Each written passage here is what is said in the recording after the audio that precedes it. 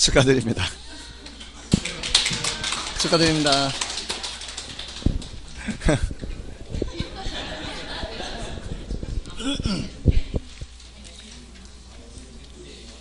자, 이제 감가 수정 보겠습니다. 이제 목이 좀 괜찮아졌네요. 감가 수정은 요것도 이제 세 가지예요. 지금 이제 제자들 원가도 세 가지지만 감가 수정도 세 가지입니다. 자, 요거 지울게요.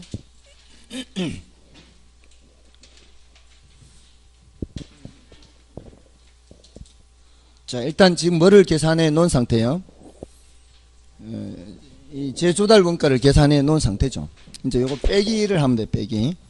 자, 빼기를 하는데, 이제 감가 수정에도 세 가지를 이제, 정리를 해야 되는데, 하나는 감가 요인이라는 게 있어요. 하나는 감가 수정 방법이 있고요. 하나는 감가 수정이라는 거하고, 감가 상각이라고 하는 거하고 비교하는 거예요. 요 세 가지를 정리를 하시면 돼요. 자, 먼저 이제 감가 요인이에요. 감가 요인 하면은 이제 물기경, 요렇게 물기경. 물리적 감가, 기능적 감가, 경제적 감가. 요 기능적 감가와 경제적 감가는 계속 나왔죠? 앞에서. 요거 균형의 원칙 할 때 나왔고, 요거는 적합의 원칙 할 때 나왔죠? 그래서 감가 요인이 요 세 가지가 있는데요. 경제적 감가는 외부 요인이거든요. 외부 요인에 의한 감가예요. 기능적 감가는 이건 내부 요인이죠. 이것도 내부 요인이죠. 내부 요인. 부동산의 내부 요인, 부동산의 외부 요인 이렇게 돼요. 그래서 판단하기가 제일 쉬운 게 요 놈이에요. 부동산 외부 요인인지 내부 요인인지 판단하는 건. 내부가 아니면 외부잖아요. 그래서 이게 이제 외부 요인인 것은 대표적인 게 인근 지역 쇠퇴 같은 거. 그 지역이 상권이 죽어요. 제가 예를 많이 든 게 거제가 지금 경기가 안 좋잖아요. 조선이 안 좋으니까. 자, 그러니까 그 지역에는 부동산의 내부 요인과는 전혀 관계없이 부동산의 가격이 떨어지고 있어요. 자, 그런 게 경제적 감가예요. 또 주위 환경과 안 어울리는 거예요. 달동네 고급 빌라 한 거예요. 달동네 고급 빌라. 지금 금방 지어놓은 새 건물이라 해도 달동네에다가 고급 빌라 지으면은 그만큼 가치 안 나가겠죠. 그것도 부동산의 외부 요인이죠. 또 시장성 감퇴라 그래요. 시장성 감퇴는 이거는 이제 인기가 떨어진다라고 생각하시면 돼요. 인기가 없어지는 거예요. 예전에 뭐 한때 뭐 전원주택이다, 땅콩주택이다, 뭐 이런 유행 타는 건물들 있죠. 자, 이렇게 유행 탈 그 당시에는 어때요? 그 당시에는 가격이 많이 나가겠죠. 근데 이제 인기가 떨어져 버리면은 가격이 안 나간단 말이에요. 자, 그런 것들은 부동산의 내부 상태와는 관계가 없죠. 부동산의 내부 상태와는 관계없이 뭐 인기가 있고 인기가 없고 이렇게 해서 가치가 하락하는 것은 외부 요인인 거죠. 그런 거는 무슨 감가? 경제적 감가예요. 구별이 되죠. 인기가 떨어진 이걸 뭐라고 한다고요? 시장성 감퇴. 그러니까 이런 말이 나오면, 시장성 감퇴라는 좀 생소한 말이 나오면은 제가 그걸 예를 들어서 설명드리잖아요. 아, 그거는 인기 떨어지는구나. 그거는 부동산의 내부 요인과는 관계없이 같이 하락한다. 그렇게 번역을 해서 생각하시라고요. 시장성 감퇴, 인기 떨어지는 거 이렇게. 그죠? 그러면은 기억하기가 쉽단 말이죠. 다음에 이제 그 다음으로 생각하기 쉬운 거는 이제 물리적 감가예요. 물리적 감가는 파손되고 마모되고 낡아지고 빛에 바래고 녹슬고 막 이런 것들이란 말이에요. 이런 것들은 시간의 흐름과 관계 있어 주로. 그죠? 이런 거는 이제 물리적인 감가라 그래요. 파손되고 마모되고 녹슬고 빛에 바래고 이런 것들은. 자, 근데 이도 저도 아니면 이제 기능적 감가가 되겠죠. 자, 기능적 감가는 내부 요인에 의한 감가이기는 한데 물리적 감가가 아닌 것은 전부 다 기능적 감가라고 생각하면 되겠죠. 자, 그러니까 설계가 불량해요. 설계. 동선이 불편해. 설계가 잘못되어 있어서. 이는 무슨 감가? 기능적 감가예요. 또 과다 설비 또는 과소 설비. 이거 기능적 감가예요. 엘리베이터 용량이 너무 적어도 문제고 너무 많아도 문제예요. 그런 거는 다 기능적 감가예요. 근데 이거는 어렵지 않은데 좀 헷갈릴 수 있는 게 이제 형식의 구식화. 형식의 구식화 이거는 제가 지난 순환에는 2G 핸드폰 예를 들었어요. 2G 핸드폰. 이게 모델이 지나간 거. 지금은 이제 2G까지도 안 가도 돼요. 갤3도 이제는 기능적 감가라고 봐야 돼요. 새 모델이 나오면은 옛날 과거 모델은 기능적 감가가 발생한다라고 봐야 돼요. 포장 뜯지 않아도. 그게 형식의 구식이에요. 이거는 무슨 감가? 기능적 감가. 이건 포장 안 뜯어도 발생하는 감가가 있다 이 말이에요. 그다음에 요거 조심해야 돼요. 건물과 부지 부적합. 건물과 부지 부적합이에요. 이 건물은 이렇게 넓은 그런 광평수 토지가 있는데 조그만 건물 잘못 하나 지어놨어요. 건물과 부지가 안 맞죠. 이거를 부동산의 외부 요인이라고 하면 안 돼요. 부동산의 외부 요인은 이 복합 부동산의 외부 요인을 말하는 거예요. 이 복합 부동산의 외부 요인. 이 외부 요인이 경제적 감가예요. 그럼 건물과 부지 이 관계는 부동산의 내부 요인으로 봐야 돼요. 이러면 땅을 망쳐놨죠. 땅을 망쳐놨기 때문에 가치는 하락이에요. 근데 가치 하락하는 거는 이때는 기능적 감가인 거지 경제적 감가인 것은 아니다 이 말이에요. 됐나요? 자, 이렇게 해서 정리하시면 돼요. 그러니까 좀 주의를 하시는 게 건물과 부지 부적합은 기능적 감가, 형식의 구식도 기능적 감가다. 자, 요거는 이제 내용이 제일 적습니다. 여기서는 제일 중요한 게 요놈하고 요놈 그다음에 요놈이에요. 감가 수정 방법이 제일 중요해요. 감가 수정 방법. 그리고 참 여기 법률적 감가도 있잖아요. 법률적 감가는 참고로 보는 거예요. 법률적 감가는 참고로 보는 거니까 물기경 이렇게 하시면 돼요. 다음에 이제 감가 수정 방법에서는 제일 중요한 게 바로 정액법이에요. 그 다음이 정율법이고요. 그 다음이 상환기금법이에요. 정액법, 정율법, 상환기금법. 얘가 제일 중요하고 그 다음이 정율법이고요. 그 다음이 상환기금법이에요. 이렇게 가면 갈수록 얘네들을 이제 내용연수법이라고 하는데요. 내용연수법이라고 하는 이유는 얘네들은 모두 다 첫 번째 연도 감가액 얼마, 두 번째 연도의 감가액 얼마, 세 번째 연도의 감가액 얼마 이렇게 계산해요. 그 내용연수 기간 동안. 그렇게 해서 내가 3년 지난 거 갖고 있다 그러면은 첫 번째 연도 감가액 더하기 두 번째 연도 감가액 더하기 세 번째 연도 감가액 해서 그 더한 값을 빼요. 그래서 누계액을 뺀다라고 얘기를 해요. 얘네들은. 그래서 내용연수라고 해요. 근데 관찰감가법 하는 게 있단 말이에요. 자, 이거는 눈으로 보는 방법이거든요. 원칙적으로는 이 방법으로 해야 돼요. 원칙적으로 이 방법으로 해야 되는데 이 방법은 다 공식이 있어요. 공식. 근데 물건의 가치 하락이 공식에 따라 하락한다. 뭐 좀 안 맞을 수 있잖아요. 그래서 실제하고는 안 맞을 수가 있어서 그럴 때는 차라리 전문가가 눈으로 보고 평가하는 게 더 적당할 수가 있어요. 물건의 관리 상태에 따라 감가는 다를 수 있잖아요. 관리를 잘하면은 뭐 바닥이나 벽체나 이런 것들이 괜찮을 수도 있거든요. 그래서 눈으로 보는데 눈으로 보는 방법에서는 첫 번째 연도 얼마 감가, 두 번째 연도 얼마 감가 이게 가능하겠습니까? 이건 불가능한 거죠. 그러니까 이제 얘네들은 그냥 뭉뚱그려서 해버리는 거죠.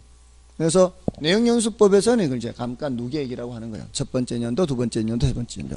자, 그렇게 계산하는데, 자, 그걸 어떻게 계산하느냐 이 말이죠. 첫 번째 연도 감가액, 두 번째 연도 이거를 계산을 할 때 정액법은 매년 감가액이 똑같은 거예요. 매년 감가액이 똑같아요. 똑같이 떨어지는 거고요. 정율법은 매년 감가율이 똑같아요. 감가율이 똑같고 감가액이 똑같아요. 얘는 감가액은 달라요. 자, 어떻게 하느냐면 자, 이게 건물이 있어요. 이렇게 건물이 있는데 이게 재조달 원가가 1억이에요. 재조달 원가 1억이다. 이제 뭐를 생각하면 돼요? 새 거라면 얼마?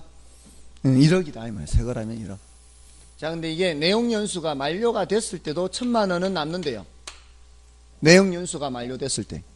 근데 내용연수는 10년이래요. 10년이 지나도 얼마 남는다? 10년이 지나도 1000만 원이 남는 그런 건물이래요. 그럼 10년 동안 얼마 떨어진다는 얘기예요? 10년 동안 9천만 원 떨어진다 이 말이잖아요. 10년 동안 총 9천만 원이 떨어지는데 그러면 1년에 얼마 떨어지겠어요? 1년에 똑같이 떨어져야 되잖아요. 그러니까 이걸 10등분 해야 돼. 10등분 똑같이 떨어지는 거니까 이걸 나누기 하는 거죠. 이렇게 하는 방법이 무슨 법? 정액법이에요. 그러니까 이거는 매년 감가액이 매년 감가액은 총 감가액 나누기 하는 거예요. 총 감가액 나누기 전체 연수를 나누어요. 전체 연수를. 그러니까 9천만 원 나누기 10 이렇게 한 거죠. 자, 그러면은 매년 감가액 900만 원 계산됐죠. 그럼 첫 번째 연도에도 얼마? 900. 두 번째 연도에도 900. 세 번째 연도에도 900. 네 번째 연도에 이런 식으로 매년 900, 900씩 떨어진다 이 말이에요. 이게 정액법이에요. 그러니까 이제 내가 갖고 있는 게 2년 지난 거 갖고 있다. 그럼 내가 얼마짜리 갖고 있다는 얘기예요. 2년 지난 거 갖고 있다 그러면은 새 거라면은 1억짜리 갖고 있는 건데 요거 두 번 떨어뜨려야 되죠. 2년 지난 거 갖고 있으면 그러면은 1800이 떨어지는 거죠. 1년에 900씩 떨어지는 거니까. 그러면은 8200이 되겠죠. 그러면 3년 지난 거 갖고 있으면은 누계액이 2700 될 거 아니에요. 그러니까 이거 92, 18, 93, 27, 94, 36 그렇게 해서 빼나가는 거예요. 그냥 빼면 되는 거예요. 누계액을 해서. 할만한가요? 이건 뭐 그렇게 어렵진 않죠. 전체 총 감가액이 얼마인데 몇 등분 해가지고 몇 개 해서 빼면 되는 거니까. 자, 이렇게 하는 게 정액법이에요. 근데 정률법은 매년 감가율이 일정한데 얘는 매년 감가액을 전년 말 잔가에다가 전년 말 잔가 곱하기 정률 해 정률. 자, 이 정률을 이제 문제에서 알려줍니다.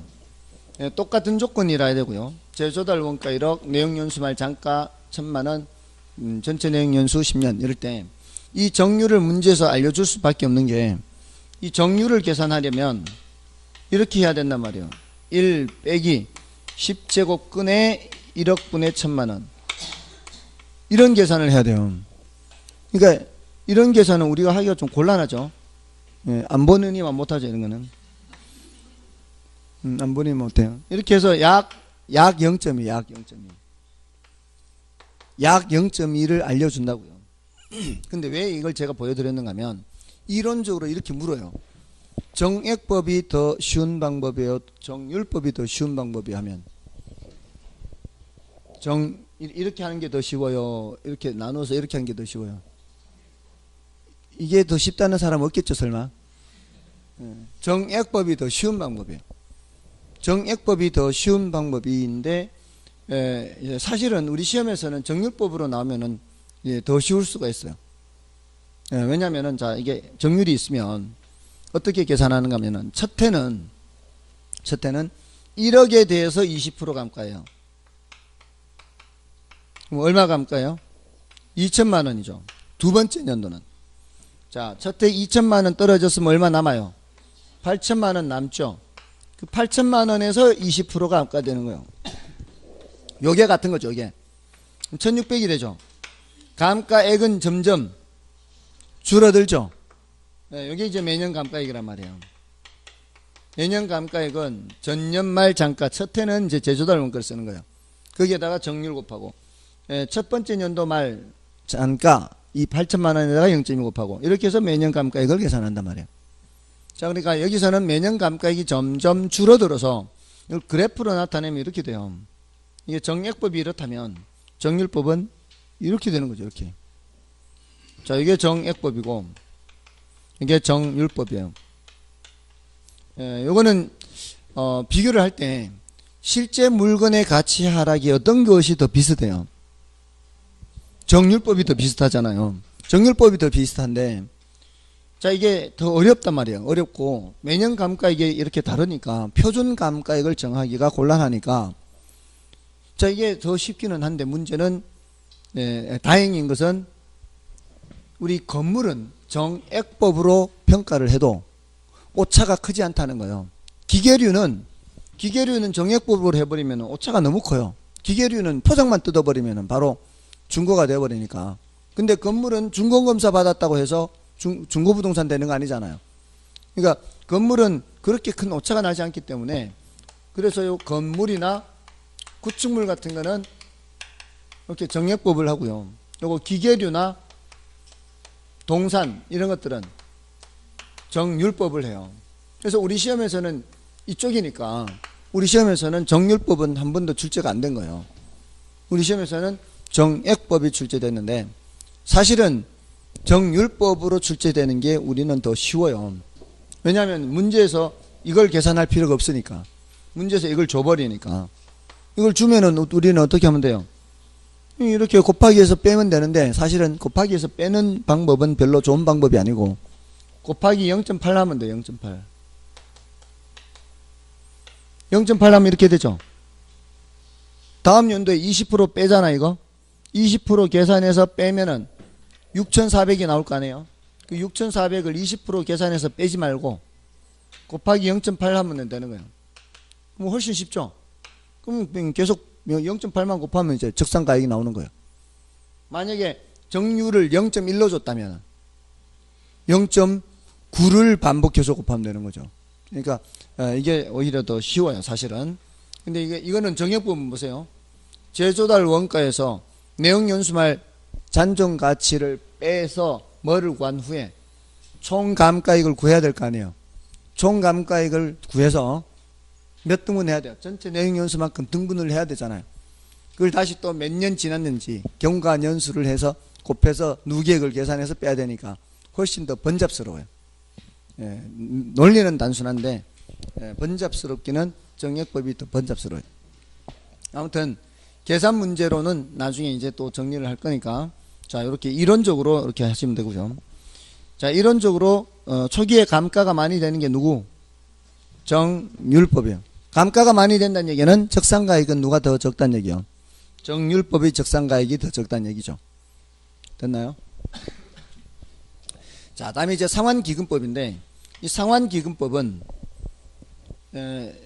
유일하게 얘네들 중에서 이자를 고려하는 게 얘예요. 유일하게 이자 고려하는 방법이 상환기금법이에요. 자, 뭔 소린가 하면 정액법으로 900 다 더하면은 10년간 감가를 하면은 누계액이 얼마예요?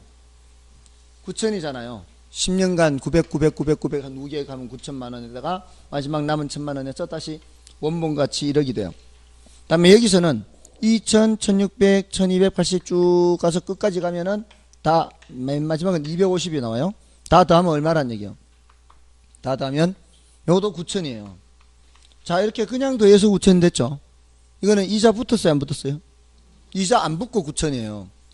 이자 안 붙고 9천인데 상환기금법은 이자가 붙어서 9천이 되도록 만드는 거예요. 매년 이렇게 금액을 넣어서 이자가 붙어서 9천이 되도록 만드는 거죠. 자, 요거는 푼돈 계산하는 거예요, 목돈 계산하는 거예요? 푼돈 계산하는 거죠. 앞에 화폐시장 가치에서. 푼돈 계산하는 거는 저당상수나 감책임기수 사용해야 되는데 미래돈을 쪼개는 거잖아요. 미래돈을 쪼개는 건 뭐예요? 미래돈을 쪼개는 거는 둘 중에 하나 중에서 저당상수 아니면 감책임기수 둘 중에 하나인데, 감책임기수 찍으면 되잖아요. 찍으면 저당상수는 아니잖아요. 저당상수는 지금 돈 쪼개는 거 아니에요. 그래서 이걸 감채기금계수를 이용을 해서 매년 감가액은 총감가액 곱하기 감채기금계수예요. 자, 이렇게 공식은 중요한 거 아니에요. 공식은 중요한 게 아니고요.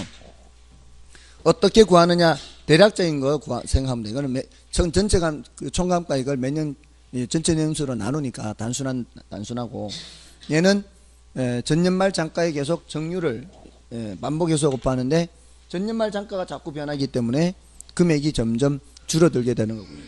이렇게 하는 거는 똑같은 금액이잖아요. 이걸 똑같은 금액을 계산할 때 감채인 기술을 이용해서 얘를 감채기금법이라고도 해요. 감채기금법과 상환기금법은 같은 말이에요. 상환기금과 감채기금이 같은 말입니다. 상환이라는 게 뭘 상환하는 거예요? 빚을 상환하는 거잖아요. 이때 빚 9천만 원을 상환하기 위해서 매년 얼마씩 불입을 해야 상환을 할 수 있느냐. 또 감채기금이라는 게 채무를 감소시키는 기금이란 말이에요. 상환하는 기금이라는 게 감채기금하고 같은 말이에요. 자, 이렇게 하면은 요 금액은 900보다는 어떻겠어요? 900보다는 작겠죠? 10년간 900 해서 9천인데 정액법은 이자 붙지 않고, 근데 이자가 붙으니까 900보다는 적은 금액으로도 된단 말이에요. 상환기금법은 요 조금 더 아래에 있단 말이에요. 자, 이렇게 해서 가장 중요한 그래프가 요거예요. 자, 그래서 지금 내용연수법이 정액법, 정률법, 상환기금법이 이제 중요한데, 그 중에 정액법과 정률법 비교하는 게 더 중요하니까 그 표 있죠? 표 정액법, 정률법 비교하는 419쪽에 그 표의 내용을 함께 비교하시면 되고요. 다음에 이제 넘어가셔서 420쪽에 그래프도 있죠. 그래프도 있고요. 그래프 중에 이제 왼쪽 그래프가 더 중요하죠. 왼쪽 그래프가 매년 감가액을 나타내는 그래프고요. 오른쪽 그래프는 감가 누계액을 나타내는 그래프죠. 자, 그거 해서 비교하시면 되고요. 다음에 이제 아까 관찰감가법도 있었지만, 요거 이제 관찰감가법은 눈으로 보는 거라 그랬죠. 요거 이제 간단하게 뜸만 알고 있으면 돼요. 요거는 관찰감가법은 가장 큰 단점이 주관이 개입될 여지가 많다는 거예요. 눈으로 보는 거니까 사람마다 다를 거 아니야. 보는 사람마다. 그래서 주관이 개입될 여지가 많고요. 보이지 않는 거는 감가할 수 있어요, 없어요? 보이지 않는 거는 감가를 못 할 거 아니에요. 안 보이니까. 그런 단점이 있습니다. 이게 이제 관찰감가법의 어떤 특징이고요. 다음에 이제 분해법 정도만 말씀을 드릴게요. 이제 이런 게 있다는 정도인데요. 여기까지는 그나마 시험에 언급이 됐어요. 분해법까지는. 근데 나머지 시장추출법이나 임대료 손실을 하는 법, 이런 것들은 언급 자체가 안 됐어요. 그런 게 중요도가 낮은데, 이 분해법은 이렇게 하는 게 분해법이에요. 분해라는 게 우리 그 장난감 같은 거 조립하고 분해한다 이렇게 하잖아요. 그 분해예요. 그 분해. 지금 이 물기경 아까 감가요인이 있었죠. 물기경 감가요인, 이것도 이게 나눈 상태인데 여기서 더 나눠요. 더 분해를 한다는 게. 여기서 다시 이제 이걸 치유 가능한 물리적 감가, 치유 불가능한 물리적 감가, 치유 가능한 기능적 감가, 치유 불가능한 기능적 감가, 이렇게 나누고요. 경제적 감가는 모두 다 치유 불능이에요. 이거는 외부 요인이잖아요. 경제적 감가는 외부 요인이기 때문에 외부 요인은 치유할 수가 없어요. 주변 환경을 치유할 수가 없어요. 근데 이거는 물리적 감가는 가능한 것도 있고 불가능한 것도 있고 이렇게 된단 말이에요. 예를 들어서 유리창이 파손됐어요. 유리창이 파손된 거는 치유할 수가 있죠. 그건 치유 가능 물리적 감가예요. 근데 기둥 같은 거 있을 거 아니에요. 기둥 같은 것들은 저게 낡아지고 뭐 이렇게 부식되고 한다 해서 교체할 수가 없죠. 기둥은 교체를 못해요. 그러니까 치유 불가능한 물리적 감가 이렇게 되는 거예요. 기능적 감가도 마찬가지, 치유 가능한 거 불가능한 거 이렇게 있는데, 예를 들어서 아까 그 층고가 높은 거, 너무 층고를 높게 지어놨다고 해서 1m 잘라서 다시 붙일 수는 없잖아요. 그런 것들은 치유 불가능한 기능적 감가가 돼요. 근데 엘리베이터 용량이 모자란다, 이런 거는 용량을 더 올리는 그런 신식 엘리베이터로 좀 속도가 빠르게 한다거나 이런 거는 교체를 하면 되죠. 이렇게 교체를 할 수 있다는 거는 뭐예요? 치유 가능한 기능적 감가, 이렇게 되는 거예요. 자, 그렇게 해서 나누는 거를 무슨 법이 한다? 분해법이에요. 그러니까 분해법은 이렇게 자세히 알 필요도 없지만 이거하고 연결을 지어서 분해법이라는 게 어디서 나오는 용어다, 감가 수정할 때 원가법에서 나오는 용어다라는 정도만 알고 있어도 돼요. 이렇게 쪼개서 쪼개서 감가 수정을 하는구나. 됐나요? 관찰 감가, 이거는 감가라는 단어가 자체가 있으니까 어렵지 않고. 그래서 내용연수법, 관찰 감가법, 분해법. 나머지는 그런 게 참고에 있으니까 그런 게 있으니까 그냥 참고로 보시면 되고요. 다음에 이제 감가 수정과 감가상각의 비교가 있죠. 자, 감가 수정과 감가상각의 비교. 여기 이제 마지막 주제예요. 감가 수정에서는 여기죠, 요거요. 감가 수정과 감가상각 비교하는 것. 자, 여기서는 감가 수정이라는 말은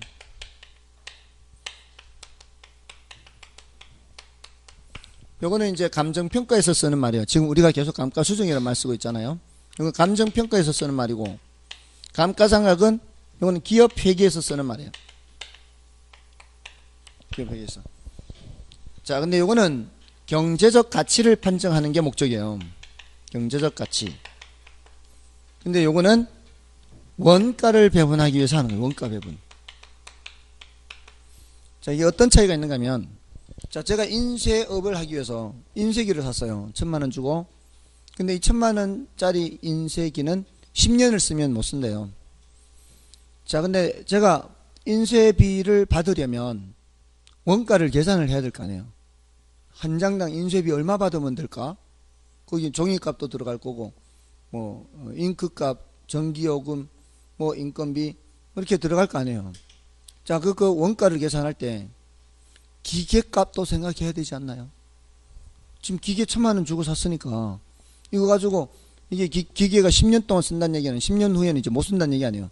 그러면 이제 가치가 제로가 된다고 치면, 그러면 이걸 기계값을 어떻게 받을까요? 기계값을 처음에 주문하는 사람한테 1,000만 원 다 매겨버려요. 처음에 주문한 사람한테 다 매겨? 네가 다 내라.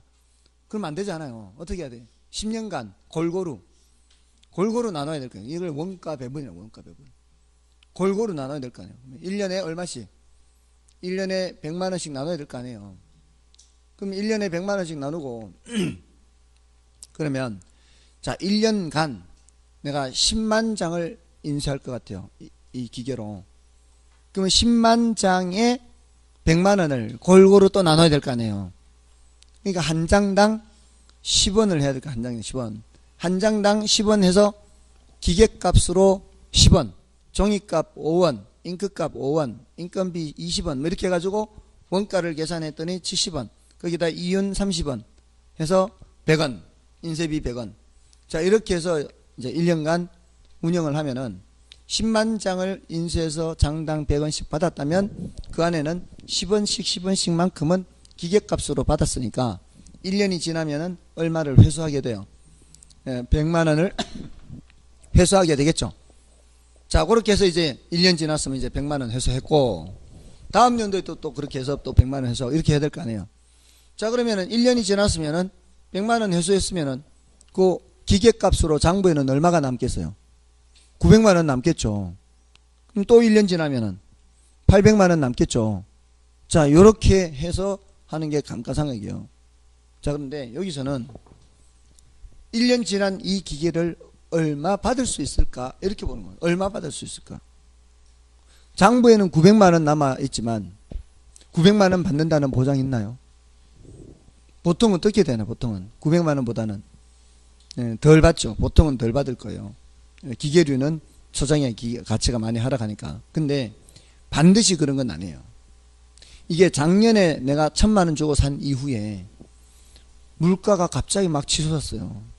전반적으로 물가가 치솟고 이 부품 가격도 많이 올라서 원래 이 모델을 새로 사려면 1,300만 원 줘야 된대요. 1,300만 원. 자, 그렇다면 내가 갖고 있는 거는 새 것은 아니지만 1년밖에 안 썼잖아요. 새 것이라면 얼마가 됐어 이제? 새 거라면 이제 1,300이에요. 근데 나는 얼마밖에 안 썼으니까, 1년밖에 안 썼으니까 어쩌면은 살 때보다도 가격이 더 올라갈 수도 있죠. 바로 그렇게 하는 게 감가수정이에요. 그럼 얼마를 빼느냐? 어디서 빼야 돼요? 1,000만 원에서 빼야 돼요? 1,300에서 빼야 돼요? 1,300에서 빼야 돼요. 감가수정할 때는 옛날에 내가 살 때 돈은 아무 의미가 없어요. 취득 원가 이거 아무 의미 없어요. 근데 여기는 기업회계에서는 취득원가에서 빼야 돼요. 1,000만 원에서 계속 빼 내려가야 돼요. 1,000만 원에서 1년 지났으면 100만 원, 2년 지났으면 200만 원, 3년 지났으면 300만 원, 1,000만 원에서 빼야 돼요. 근데 여기서는 어디서 빼야 돼요? 재조달원가에서 빼야 돼요. 재조달원가에서. 아주 중요한 차이죠. 그래서 아까 이 재조달원가 할 때 적정원가 종합할 때 준공 당시 가격 필요 없다 그랬죠. 예, 우리 감정평가에서는 그 당시 가격은 아무 소용없어요. 지금 기준 시점 현재 얼마인지가 중요한 거죠. 거기서 빼야 돼요. 자, 그래서 1300에서 1년 지난 만큼을 빼야 된다고요. 자, 그러면은 이제 2년 지났어요. 2년 지나면 이제 얼마에서 빼야 돼요? 또 2년 지났을 때 새거 가격으로 또 계산을 해야 된단 말이에요. 2년 지났을 때는 또 가격이 변했을 수 있잖아요. 또 새거 가격은 1,500이 될 수도 있고 1,600이 될 수도 있으니까 또 새거 가격이 1,500이 됐으면은 1,500에서 2년치 빼야 되는 거 이제. 뭔지 아시겠죠? 그러니까 얘는 계속 바뀌어요. 얘는 계속 바뀐다고. 기간이 지날 때마다 얘는 계속 바뀌는데 얘는 그대로 있죠. 계속 1,000만 원에서만 빼나가는 거. 아주 중요한 차이. 아주 중요한 차이. 예, 다음에 이쪽은 뭔가가 적용이 잘 돼요. 아까 관찰감가 했잖아요. 이게 관찰감가 적용돼야 안 돼요? 돼요. 적용이 돼. 근데 여기는 관찰감가 적용이 안 돼요. 여기는 경제적 감가 아까 얘기했잖아요. 경제적 감가 적용돼요. 여기는 안 돼요. 여기 토지에 적용돼요. 토지. 옆에 쓰레기 소각장 생긴다. 땅값 떨어지죠. 땅값 떨어지잖아요. 그게 무슨 감가? 경제적 감가. 토지에 적용돼야 안 돼요? 토지에 적용돼요. 근데 기업회계에서는 토지에는 적용할 수가 없어요. 됐나요?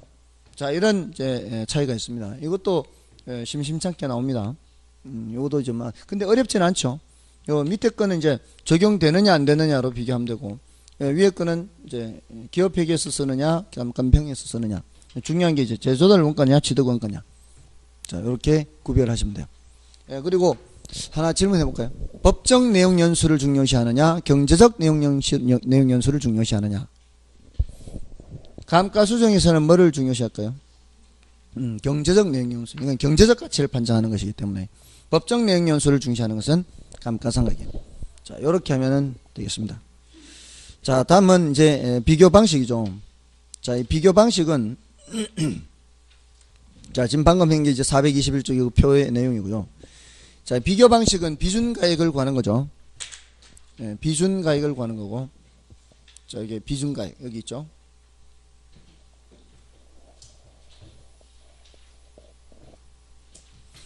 자, 이 비준가액은 이제 비교 방식. 자, 이 거사비죠, 거사비. 거사비는 비준가액을 자, 이걸 하기 위해서는 이제 비교 방식은 이미 거래된 사례를 구해야 된다 그랬잖아요. 그 거래 사례를 구해서 사례 가격을 수정 작업을 해야 돼요. 사례 가격을. 근데 사례가 특별한 사정 때문에 고가로 거래됐거나 또는 저가로 거래됐으면 그걸 수정 작업을 해야 되는데 그거를 사정 보정이라고 그래요. 사정 보정. 다음에 이 사례가 거래된 시점으로부터 몇 달이 지났어요. 몇 달이 지나면은 그 시점 간 차이가 있을 거 아니에요. 그 몇 달 지난 동안에 가격이 변했을 수 있잖아요. 그거를 시점 수정이라고 해요. 시점 수정. 다음에 이 사례가 아까 인근지역 유사지역 지역 분석 개별 분석에서 인근지역도 있고 유사지역도 있죠.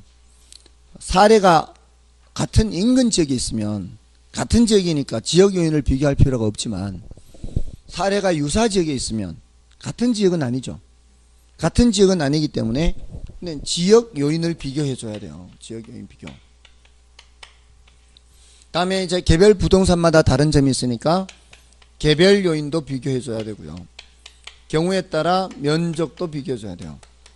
자, 여기서는 이제 항목만 많을 뿐이고 이론적으로 정리할 거는 많지가 않아요. 여기에 이론적으로 정리할 게 있고 보통 이 사시지게 이렇게 하는데요. 뒤에 거는 사시지게 요 항목에 대해서 사례 정상화라고 해서 계산 문제 풀 때 좀 필요한 게 있어요. 이론은 별로 없습니다. 그러니까 이 비교 방식이 이론 정리할 때 내용이 제일 적어요. 이론적으로. 근데 이제 원가법은 조금 전에 감가수정에서 3가지, 제자들 원가에서 3가지고 이론 정리를 해야 되고요. 또 여기 수익 방식에서는 수익하는법에 수익가 구할 때 순수익 나누기 환원율 하거든요. 환원율에 대해서 이론 정리를 좀 해야 돼요. 그 항목들이 좀 있어요. 그래서 여기서는 환원율 때문에 조금 어렵고, 여기는 감가수정 때문에 조금 어려운데, 여기는 내용이 이론 정리할 내용이 별로 없습니다. 그냥 간단해요. 간단하게만 하면 되니까 이거 걱정 마시고요. 그다음에 이거 공시지가 기준법이 있어요. 공시지가 기준가액이 있어요. 이 공시지가 기준가액은 이 표준지 공시지가를 이용하는 것을 말해요. 우리 표준지 공시지가를 1년에 한 번씩 공시를 한단 말이에요. 그건 이제 마지막 시간에 공부할 거예요. 그 표준지 공시지가를 이용해서 구할 때는 표시지계 하면 돼요. 표시지계. 표시지계. 자, 여기는 이제 차이점이 뭐예요? 여기 사정보증이 없죠? 여기 사정보증이 없어요. 그 사정보증이 없는 이유는 이 표준지 공시지가를 정부에서 공시를 할 때 다 사정을 배제하고 공시를 하겠죠. 공시를 할 때는 다 그걸 배제하고 공시를 하기 때문에 여기는 사정보증이 없어요. 그래서 바로 시지계 하고요. 여기는 면적 비교도 없죠. 면적 비교 없는 대신에 이제 기타 요인은 비교할 때가 있어요. 기타 요인. 면적 비교도 없는 이유가 이 표준지 공시지가는 제곱미터당 가격으로 공시를 해요. 제곱미터당 가격으로 공시를 하니까 이게 이 거래사례 비교법에서는 사례가 250제곱미터, 대상이 300제곱미터 이렇게 하면 이제 면적이 다르니까 비교를 해야 될 거 아니에요. 사례가 400제곱미터, 대상이 500제곱미터 비교를 해야 될 거 아니에요. 근데 이거는 표준지 공시지가가 제곱미터당 뭐 얼마다 이렇게 나온 거니까 굳이 이 면적을 비교할 필요는 없다는 거죠. 자, 그래서 일단 공식을 말씀드렸고요. 뜻만 하고 좀 쉬겠습니다.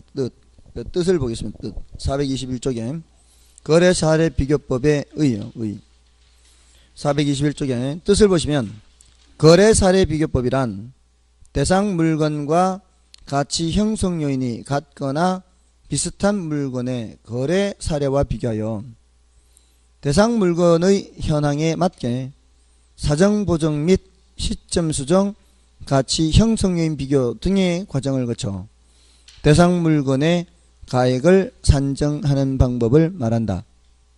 자, 여기요. 지금 읽어보면은 이게 뭔 소린가, 문장이 너무 길어서 뭔 소린가 하지만, 자 보세요. 제가 이거를 보면서 읽어볼 테니까 거기에 글자하고 얼마나 차이 나는지 보세요. 거래사례 비교법이란 하면서 대상 물건과 가치 형성 요인이 같거나 비슷한 거래 사례와 비교하여, 거래 사례와 비교, 요거요. 요거를 얘기하면서 대상 물건과 가치 형성 요인이 같거나 비슷한 거래 사례와 비교하여 대상 물건의 현황에 맞게 사정 보정 및 시점 수정, 가치 형성 요인 비교 등의 과정을 거쳐 대상 물건의 가액을 산정하는 방법을 말한다. 몇 글자 틀렸어요? 한 글자도 안 틀렸죠. 지금 요걸 보면서 읽었어요. 요걸 보면서. 다시, 자, 이제 여러분들 이거 보세요. 지금 이 공식을 보면서 얘기한 거예요. 공식 보면서. 얘하고 비교하는 거잖아요. 얘하고. 얘가 대상 부동산인데, 얘가 어떤 얘예요? 이걸 이제 수식어가 대상 물건과 가치 형성 요인이 같거나 비슷한 거래 사례와 비교하여, 이 사례가 비슷한 거래 사례예요. 비슷한 거래 사례 비교하여 대상 물건의 현황에 맞게, 지금 얘가 무슨 사정이 있거나 다른 뭔가 있을 거 아니에요. 그러니까 대상 물건의 현황에 맞게 사정 보정 및 시점 수정, 가치 형성 요인 비교가 나오네. 가치 형성 요인 비교. 가치 형성 요인, 형 이름 뭐예요? 일지계잖아요. 근데 이 일지계 일반 요인 별로 중요하지 않고 이 지역 요인, 개별 요인이요. 그러니까 지역 요인 비교, 개별 요인 비교를 같이 형성 요인 비교 등의 과정을 거쳐 대상 물건의 가액을 산정하는 방법을 말한다. 이렇게. 자, 이것도 결국 공식을 말하는 거잖아요. 아까 감가수정 여기도 이 원가법에서도 대상 물건의 재조달 원가에 감가수정을 하여 대상 물건의 가액을 산정하는 방법이 원가법 이렇게 됐잖아요. 그죠? 자, 그래서 공식을 어느 정도 이게 기억하는 게 좋아요. 예, 사례 가격에서부터 사정 보정 및 시점 수정 가치 형성률 비율 사실지기 사실지기 됐나요? 그런 등의 과정을 거쳐. 그러면 그 문장은 아무것도 아닌 거예요. 우리 시험은 이렇게 그 뜻을 묻는 경우도 많거든요. 원가법이 뭐다, 거래사례 비율법이 뭐다, 적산법이 뭐다 이렇게 됐죠? 자, 나머지는 됐고요. 일단 좀 쉬겠습니다.